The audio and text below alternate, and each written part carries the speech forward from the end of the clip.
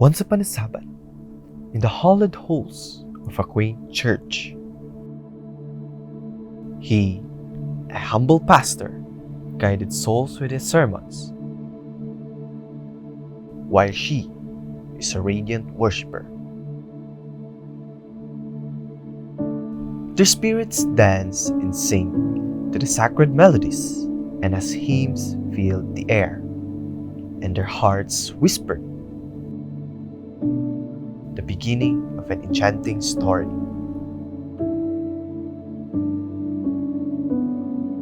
Weeks after weeks, their paths intertwined amid prayers and praises.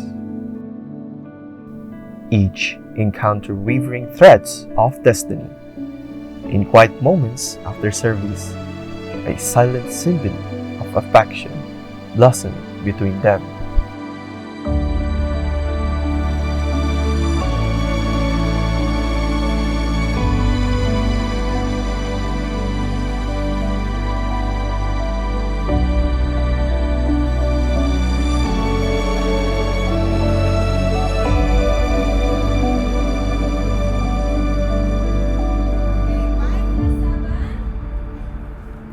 In that fleeting moment, their worlds collided.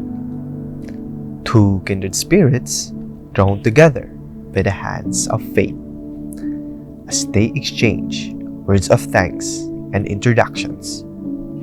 A spark ignited between them, a silent acknowledgement of the connection that transcended time and circumstance.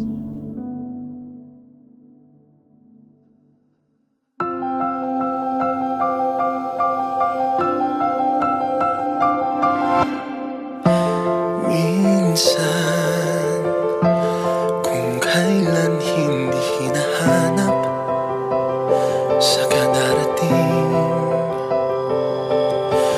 ang mga gabi na walang kayakap, ngayon'y di na mauulit. Oras ay puso'y pumipilis ang tibok. Ang iyong mga mata'y parang tala. Di ko akalain na ikaw na pala.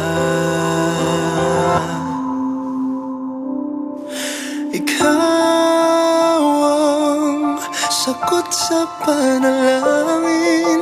Ikaw